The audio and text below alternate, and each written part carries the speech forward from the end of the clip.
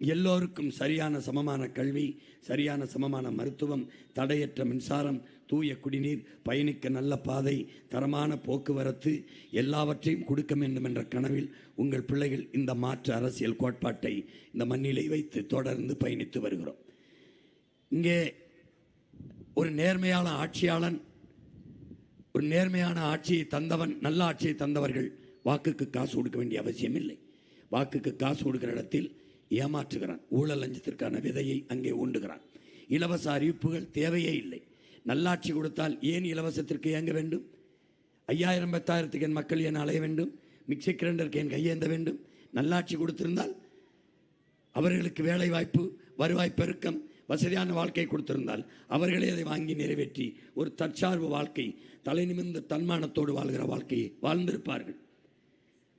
கொடுத்து பழகிய இனத்தை, கொடுத்து வாழ்ந்த இனத்தை இவர்கள் இலவசத்தை கொடுத்து வாங்க வைத்து கெடுத்து வைத்திருக்கிறார்கள். இந்த நிலையை உங்கள் பிள்ளைகள் மாற்ற வேண்டும் என்று நினைக்கிறோம். இந்த நிலத்தில் மாண்புமிக்க ஜனநாயகத்தை காக்க கேடுகட்ட பணநாயகத்தை ஒழிக்க வேண்டும். இலவசம் என்ற சொல்லே இல்லாது ஒழிக்க வேண்டும். பசி பஞ்சமில்லாத நாடாக இந்த பைந்தமிழர் நாட்டை மாற்றி படைக்க வேண்டும் என்கிற மகத்தான கனவோடு உங்கள் பிள்ளைகள் இருக்கிறோம். இங்கே என் முன்னாடி இருக்கிற என் தம்பி தங்கைகளுக்கு சொல்லுவேன், படித்துவிட்டு வேலை இல்லாமல் இருக்கிறவங்க சொல்லுவேன், உங்கள் பிள்ளை உங்கள் உடன் பிறந்தவன் சொல்கிறேன், என் தமிழ் மீதும் என் தாய் மீதும் என் தலைவன் மீதுமான இட்டு படித்தவர் படிக்காதவர் அனைவருக்கும் அரசு வேலை உங்கள் மகன் தருப்பேன்.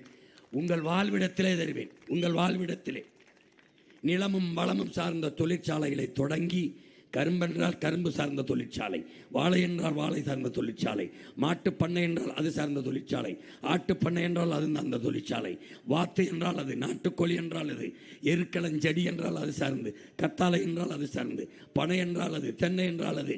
உன் வாழ்விடத்திலேயே அரியலூரிலே அரசு வேலை தருகிறேன். உன் மகன் நம்பு. நீ இதுவரை ஓட்டை போட்டு ரோட்டில் நிற்கிறாய். நீ எல்லாரையும் ஓட்டு போட்டு வெல்ல வைத்தாய். இப்போது உன் மகனுக்கு போட்டு நீ வென்று விடு. இந்த நாட்டிலே அடிப்படையாக இருந்திருக்க வேண்டியது கல்வி. கல்வியிலிருந்து தான் ஒரு நாட்டை வளர்த்தெடுக்க முடியும். சமூக ஒழுங்கு, சமூக கட்டுப்பாடு, சமூக மேம்பாடு, சமூக முன்னேற்றம் எல்லாம் கல்வியிலிருந்தான் தொடங்க வேண்டும். எவ்வளவு நேரம் இருக்கிறது என்பது தெரியவில்லை. ஏனென்றால் இது ரொம்ப நேரம் ஓடும்.